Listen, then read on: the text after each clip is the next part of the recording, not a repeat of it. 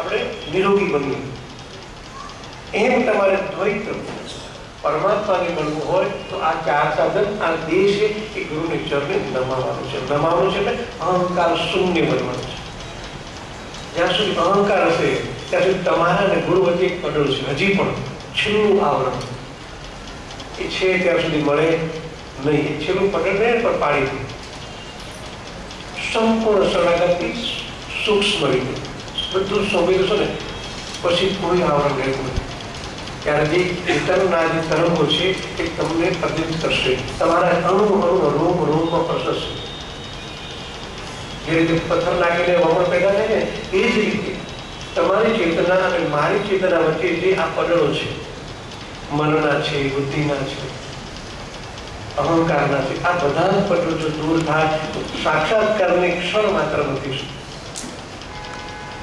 હજારો દિવસની કે મહિનાઓની જરૂર નથી, એક ક્ષણમાં થઈ જાય. પણ અહમને આપણે એટલો બધો પોષ્યો છે કે એને છોડતા નથી. મન મને આપી દો તોય કઈ વાંધો ના, પણ મન તમે તમારી પાસે હાથે રાખો, બીજું બધું આપો, મન નહીં.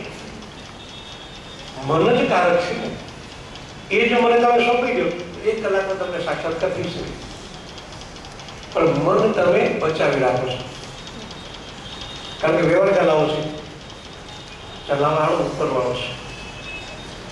ઘણી બધી ઘટના એવી છે કે તમે કંઈ કરી શકતા નથી. શ્વાસોશ્વાસની ઘટના, પચનની ઘટના, અંદર એક યંત્રની ચલાવવાનું કોણ છે? જો તો ખરા તમારે કંઈ થતું નથી. ખોરાક પચાવવાની માંડી, ઊંઘથી માંડી, શરીર ચલાવવાની રચનાથી માંડીને બધું એ કરે છે ચેતનની અંદર. આપણે કંઈ કરતા નથી અને છતાં મન આપણે અવરોધ છે. આપણું જ્યાં સુધી એ છે ત્યાં સુધી ગતિ મળે નહીં.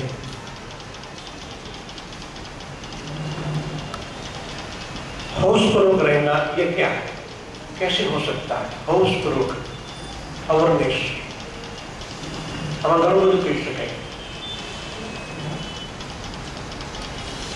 તમે અત્યારે હું તમને જોઉં છું, તમે મને જુઓ છો. આંખ એક માધ્યમ છે. આંખ દ્વારા આપણે જોઈ શકીએ છીએ એકબીજાને.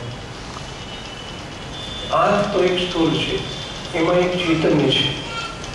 માણસ મૃત્યુ પામે છે ને ત્યારે આંખ તો હોય છે છતાં નથી જોઈ શકતો. અંદર રહેલું ચેતન. તમને જ્યારે અહેસાસ થાય કે આંખ નથી જોતી, અંદરનું ચેતન હું જોઉં છું,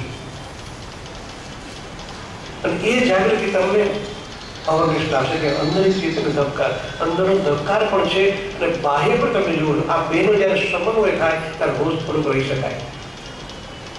સતત સ્થિત પગલું સાક્ષી. એટલે આપણે પ્રાણ ચિકિત્સા વાઇબ્રેશન શિબિર ઊભી કરી. એ વાઇબ્રેશન શિબિરમાં આ જ શીખવાડવામાં આવે કે તમારે ખાલી સાક્ષી બનવાનું છે.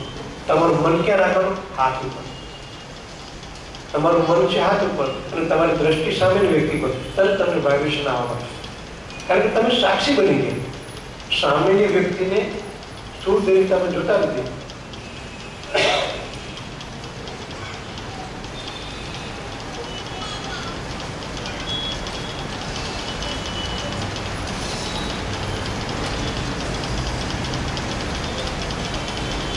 સામેની વ્યક્તિને ખાલી તમે જુઓ છો.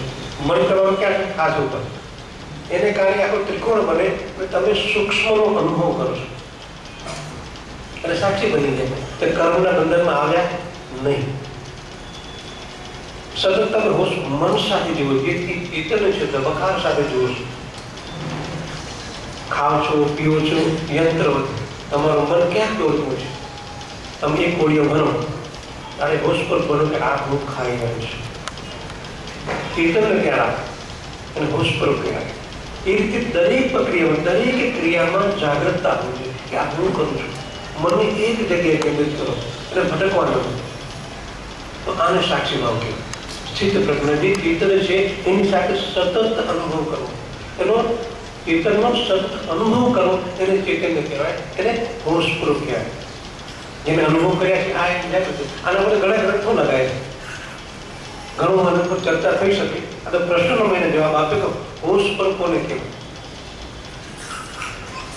ત્રીજો પ્રશ્ન એ પ્રેમ ગલી હતી સાકરી यो में यो न समाय, हरि है तो मैं नहीं, मैं हूं तो हरि नहीं।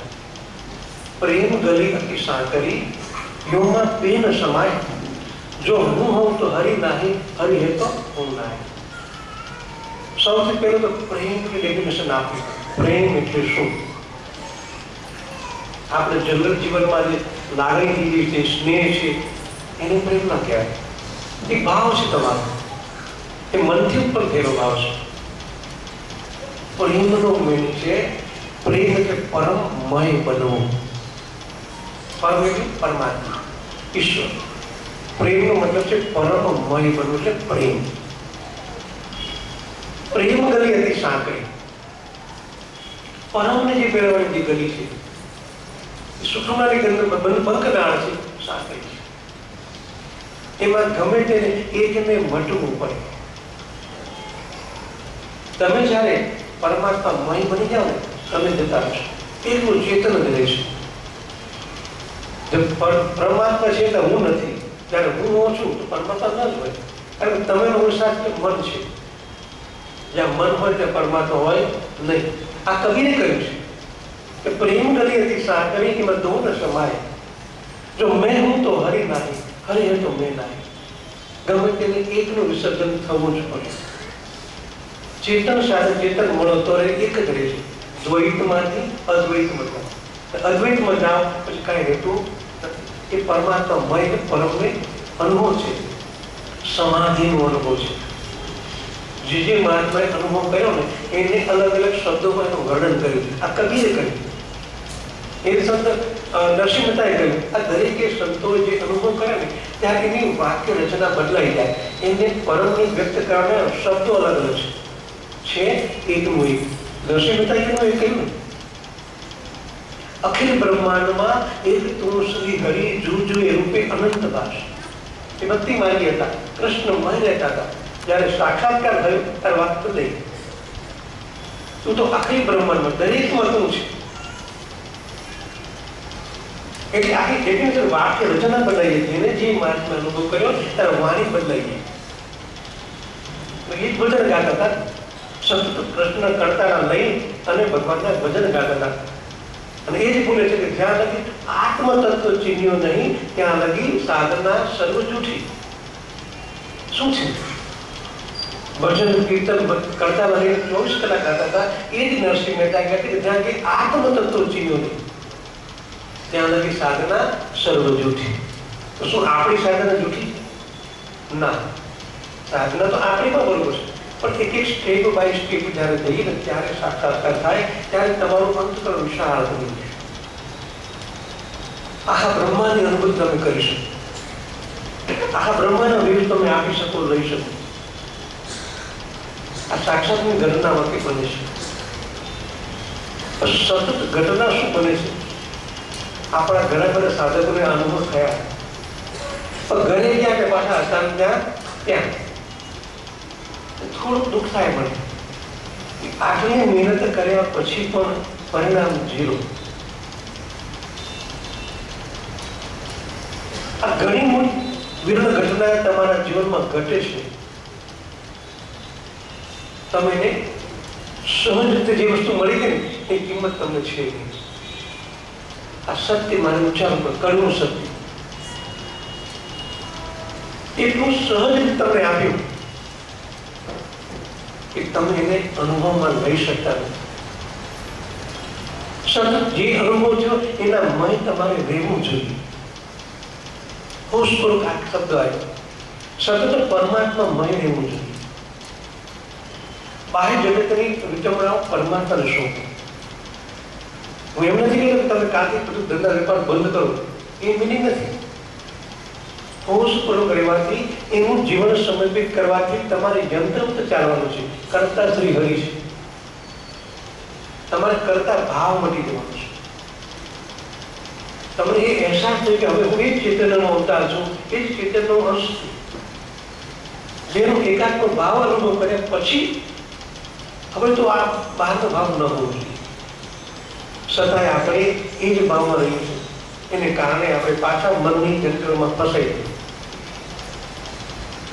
ક્યારેક કોઈ એવી ઘટના બને ત્યારે પછી ખ્યાલ આવે કે હું આ છું. कि हूँ कौन छू। साक्षात्कारनी घटनाने सतत याद રાખવું જોઈએ। એ અનુભવને જ્યારે તમે ફરતી રિપીટ કરશો ને તો એ જ પાછું ચેતન્ય પ્રગટવા માંડશે, તમારી બોડીમાં એ જ વેવ્સ પ્રગટશે, તમે એનો અનુભવ કરશો। અને આપણે સતત જીવીએ છીએ મનથી, જેવું મનથી જીવશો એટલે મનના રાગ દ્વેષ આવશે। આમ નથી કરતો, પેલું આમ નથી કરતો, જે હું આમ કરે છે મારે આમ જોઈએ, એ બધા જ મનના ગુણધર્મો છે, એને છોડો। સત્યને પામ્યા પછી પણ હજી પણ આ રહેશો તો તમે કેમ ચાલશો? ધ્યાનમાં તમે શૂન્યનો અનુભવ કરો છો તો બાહ્ય કરો, વાઇબ્રેશનની સ્પીડમાં આટલું શીખ્યા પછી હજી તમને ખ્યાલ નથી કે શૂન્ય જુઓ, કઈ ન જુઓ, ખાલી દ્રષ્ટિ તમારા મનની અંદર લઈ જાઓ। હેબિટ શું છે આપણે કે જે હાથ ઉપર ધ્યાન વાઇબ્રેશન, મનને ક્યાં રાખતા હતા? હાથ ઉપર। હવે મનને ક્યાં લઈ જવું છે? અંદર। તો જો કેટલી ઘટના મળશે, કોઈ ધ્યાનની જરૂર નથી, તમારે કોઈ ધ્યાન કરવાની જરૂર નહીં પડે। જો આ કરશો 24 કલાક તમે ધ્યાન પૂરું કરી શકો, સાક્ષી સિદ્ધ ભગત, અને 24 કલાક એ જ ઈશ્વરની સત્તાનો તમે અનુભવ કરી શકશો, એ સત્તાને ધારણ કરી શકશો। તમારો નીકળેલો શબ્દ બ્રહ્મ વાક્ય બને। એથી માટે શું જોઈએ? પણ આપણે એમાં રહી શકતા નથી અને દુઃખી થઈએ કે ભગવાન કેમ થયું? હજી આટલું મને મળ્યા પછી લોકો તમને કહે તમે તો સાક્ષાત કરી છો, કેમ આમળો છો? સાક્ષાત કરી જીવ થયા પછી દ્વૈતમાંથી અદ્વૈતમાંથી દ્વૈત તરફ ગયા, આ દ્વૈતમાંથી અદ્વૈત તરફ ગયા। અનુભવ એ જ રાખો કે હું એ ચેતન છું, અને જે કંઈ અત્યારે તમારા જીવનમાં ઘટમાળ બને છે એ તમારા કર્મોને આધીન છે। સાક્ષી બની જાય। સાક્ષાત કરી વ્યક્તિના કર્મો રહેતા નથી, તો જ ઘટના બને। ફરીથી તારા કર્મના બંધનો બંધાવશો ને પાછું વૃત્તિ થઈ જશે। પરમાત્મા પર દૂરની વાત છે, તમારી અંદર રહેલું ચેતનાનો અનુભવ કરો। હાથ પર વેવ્સ આવે છે, આમ હાથ ઘર્ષણ કરવાનું ચાલુ થાય, એ જ ચેતનાનું છે, બીજું કોઈ નથી। આ પ્રાણ છે એ જ સ્થૂળ રૂપ છે પરમાત્માનો, તમને એ આપવામાં આવ્યું છે। આમ હાથનું ઘર્ષણ કરંટનો અહેસાસ થાય, કારણ કે પરમાત્મા સૂક્ષ્મ છે, સર્વવ્યાપી, એનો અનુભવ તમે કરો છો। ત્યારે મનમાં એ ભાવનો આ કરંટ મારા પરમાત્મા છે, મારા દ્વારા વધે છે, હું ઋણી છું, આ જન્મમાં મેં ઘટના નિહાળી છે। તો હવે મનના રાગદ્વેષ પર મનને જો છોડો તો કઈને તમે સતત અનુભવ કરી આ જિંદગી તમારી તો સુધરશે, પણ તમારા વેવ્સને કારણે લોકોની જિંદગીમાં પારાવર્તન લાવી શકશો। અને તમે તમારા પોતાની ઘટનામાં એવા રૂપિયા લઈ જાઓ છો કે બીજું બધું ભૂલી જાઓ છો। ધ્યાન પૂર્યા પછી હું તમને એ શીખવાડું છે ને, વિશ્વમાં સૌનું કલ્યાણ થાવ, વિશાળ બનો। જો તમે વિશાળ બનશો તો પરમાત્મા વિશાળ તક તમારી નજીક આવશે। આપણે સંકુચિત બનશું, પરમાત્મા દૂર લેવાનું છે। અને વિશાળ બનો, જે કંઈ ઘટના ઘટે છે ને સાક્ષી બનો, ઇન્વોલ્વ ન થાવ। કદાચ ખરાબ ઘટના બનતી હોય કે એનું કરવું છે, તમારે ઇન્વોલ્વ થવાની કોઈ જરૂર નથી। દરેકની ઘટના, દરેકનું જે કર્મ છે દરેકે ભોગવવાનું છે, કોઈના કર્મ તમે લઈ ન શકો। આ એક કુદરતનો કાયદો છે। દાખલા તરીકે બાળક હોય અને તમને લાગે કે પડી જશે, બેટા બેસી જાય, છતાં ન મળે પડી જાય। તમારું બાળક છે, પડી ગયું, વાગે છે, ને તમે દવાખાને લઈ જાઓ, તમારે શું થાય? સારામાં સારો ડોક્ટર પાસે લઈ જાઓ, સારામાં સારી દવા કરાવો, પણ દુઃખ કોને ભોગવવાનું? તમારું કામ ફરક કેવી આવે કે સારામાં સારી ટ્રીટમેન્ટ અપાવો, તો દુઃખ કોને ભોગવવું પડે? કર્મ એને કર્યું। તમે ગમે ત્યાં નજીકના રિલેટિવ હો તો દુઃખ એને જ ભોગવવું પડે, એમ જેને કર્મ કર્યું છે એને ભોગવવું જ પડશે। તો તમે દુઃખી ના થાવ, અને દરેક આત્મા સ્વતંત્ર છે। આ તો એક ઋણાનું બંધનને કારણે આપણે ભેગા થયા છે। સંસાર છે એક ઋણાનું બંધનને કારણે ઉભો થયો છે। તમારી લિમિટ છે, સહાય આપો, પણ એનો એટલો ઇન્વોલ્વ નથી કે તમે તમારું જીવન દુઃખી કરતા, તમે દુઃખી થશો તો એ પણ દુઃખી થશે. તમે જ્યારે સાક્ષી બનશો ને ત્યારે તમારામાં ચેતન પ્રગટશે અને ચેતનના જે વ્યૂઝ નીકળે છે એને સાંત્વના આપશે. આ બીજું ગુણધર્મ. જો તમે એની સાથે એક થઈ જશો તો તમે બંધન આવશો, મતલબ એક લિમિટ આવશે. જો તમે અંદર ઉતરી જાઓ, શાંત બની જાઓ, અને રિલેટેડ એ જ વાત કરી કે તમારામાં જો શાંતિના રિલેટેડ હશે તો એને શાંતિના વ્યૂઝ મળવાના, કારણ તરંગ છે, એ તરંગ એને અસર કરશે. તમે દુઃખી થાવ એટલે પછી દુઃખીને જાતે શું કરે? કશું ન મળે. તમે કોઈ પણ જાતની હેલ્પ ન કરી શકો. તે વખતે તમે શાંત બની જાઓ, અંદર ઉતરી જાઓ તો એ જે વ્યૂઝ છે એને મદદરૂપ બને. જો મદદરૂપ થવું હોય તો પણ સાક્ષી બનો, પોસ્ટ કરો. એ એનર્જી આમ જેવું તમે કરશો ને તરત એમાં એક જાતનો પ્રવાહ, સુખનો શક્તિશાળી પ્રવાહ મદદરૂપ બનશે. અને સૂક્ષ્મ અને શક્તિશાળી શ્રુતિ ઘટના સૂક્ષ્મ બને છે, આ સ્થૂળનો પછી આવશે. જે રીતે બીજ હોય તમે જમીનમાં વાવો, અંદર એક પ્રોસેસ થાય, 5 તત્વના સંયોજનથી બીજ મટી અને અંકુર બને. આપણને દેખાતું નથી, ઘટના તો જમીનમાં બને છે. આકાશ, વાયુ, અગ્નિ, જળ, પૃથ્વી એ સંયોજન દ્વારા અંકુર મટી અંકુર બને, બીજ મટીને અંકુર બને. ત્યારે આપણને ખબર પડે કે આ થયું, આ નવો જન્મ થયો. એ સુખની કે દુઃખની જે ઘટનાઓ બને છે એ પેલી સૂક્ષ્મ બને છે. તમારા કર્મના જે અધિકાર એમાં બને. બુદ્ધિને પકડે, સારું હોય તો તમે સારી વાપરે, ખરાબ હોય તો ખરાબ. પરિણામ તો ભોગવવું જ પડે. અને દુઃખ પડે ત્યારે ગુરુ યાદ આવે કે ચાલો ગુરુજી પાસે જઈએ, કંઈક થશે. ભાઈ કર્મ તમારું છે. ગુરુમાં હેલ્પ કરી શકે થોડી ઘણી, પણ તમે લઈ લો, મને આવું કરે આમ વિચારી. એટલે પછી જો ન મળે તો કે આ વઢ્યા ના આવે, ગુરુજી કાંઈ કરી નહીં. હકીકતમાં કર્મનો કાયદો છે.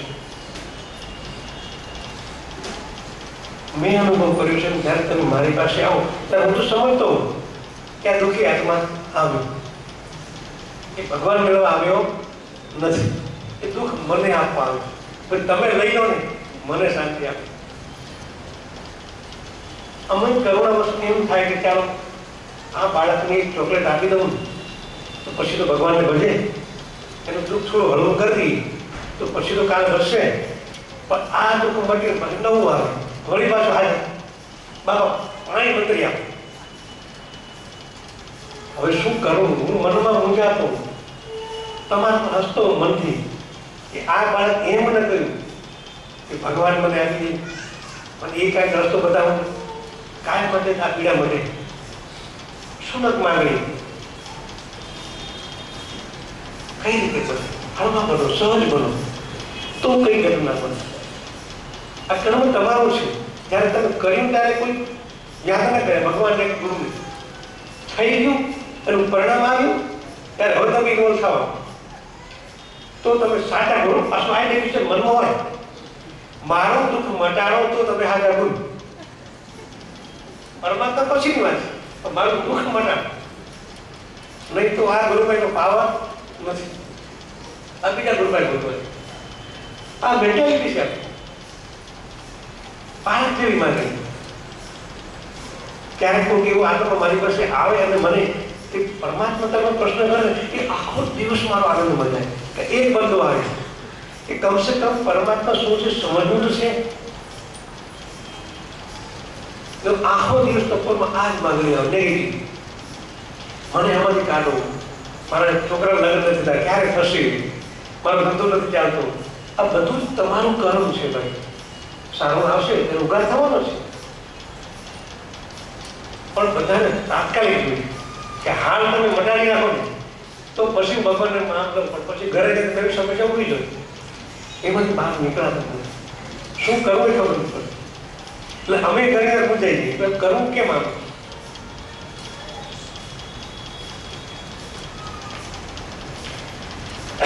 તમે સહજ બની જાઓ તો ઘણું બધું બની જાય. સોંપી દો પરમાત્માને, તમે બહાર સોંપી દો.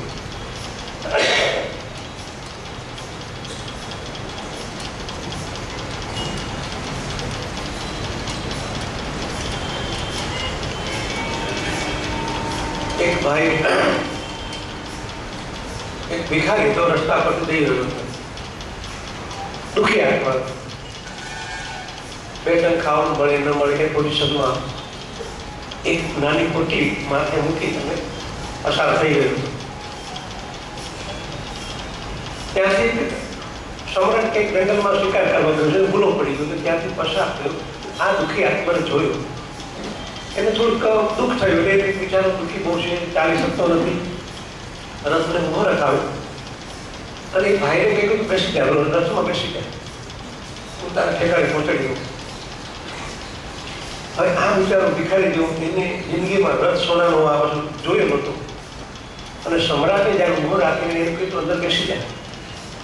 એ ચડ્યો તો ખરો રથમાં, પણ એક ખૂણામાં સંકોચાઈને બેઠો, કારણ કે જિંદગીમાં આવું જોયું નહીં. ચાલવાનું ઠેકાણું ને અંદર સોનાનો રથ, એક ખૂણામાં દબાઈને બેઠો. સમ્રાટે થોડી વાર જોયું અને પછી કહ્યું કે ભાઈ તું આમ કેમ બેઠો, નિરાશ બેસ, સહજ બનીને બેસ. અને તારું પોટલું ક્યાં ઉચકી રાખી માથે, રથમાં બેઠો હતો તો પોટલું માથે રાખ્યું.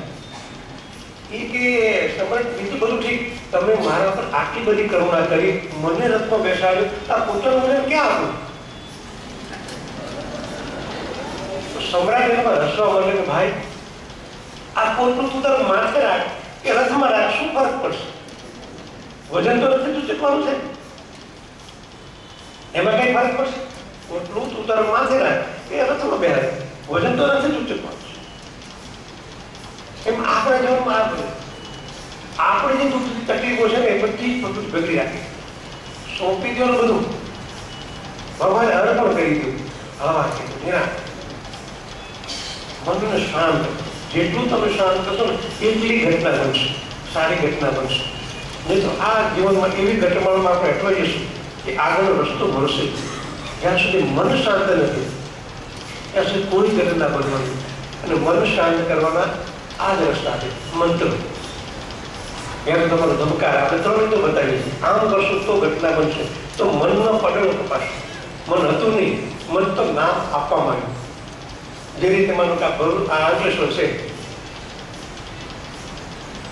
અંકલેશ્વરને નામ આપ્યું કે આ સિટી છે, ભરૂચ સિટી છે, સુરત છે, અમદાવાદ છે, આ બધી સિટીઓ છે. આ સિટીઓ છે શું? મકાનો સિવાય કઈ છે? આવા નવા મકાનો છે, રોડ છે, રસ્તા છે, દુકાનો છે, શોપિંગ સેન્ટરો છે, બધા એવા દરેક સિટીમાં આવું નવું છે. તો ઓળખવું કઈ રીતે? ભાઈ હું આ જગ્યાએ હતો કે આમ હતો, એટલે આ સિટીનું નામ આપ્યું અંકલેશ્વર. તમે યાદ રાખો અંકલેશ્વર, આ સિટી એટલે અંકલેશ્વર, આ એટલે ભરૂચ, આ એટલે બોરબાટા. કારણ કે વ્યવહાર ચલાવવા માટે નામ જરૂરી છે. તો આપણું નામ આપ્યું કે મને આપણું નાનું ભાઈ, આ શરીરને નાનું બધા ગુણ, તો એક આંખમાં બે આંખમાં કરે તો ગોઠાળા થઈ જાય. એટલા માટે નામકરણ વિધિ આપી. પછી આપણે એમ જ રહી ગયા. એમ આ બધા સંસ્કારનો સમૂહ એટલે મન. આપણે અંદર જે સંસ્કારો છે એના સમૂહને મન નામ આપે. હકીકતમાં મન જેવું કાંઈ છે નહીં. જો આ સંસ્કારો ધીરે ધીરે પકડવા માંડે ને તો શૂન્ય બની જાય.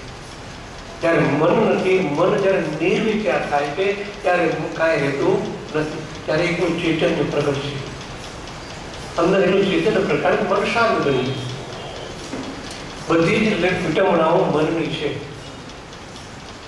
મનને શાંત કરવા માટે તમારે કરવું જોઈએ. આવો ડોક્ટર સાહેબ, એ ખુરશી કે ખાલી છે, સવારે તમારે રાહ જોતા હતા,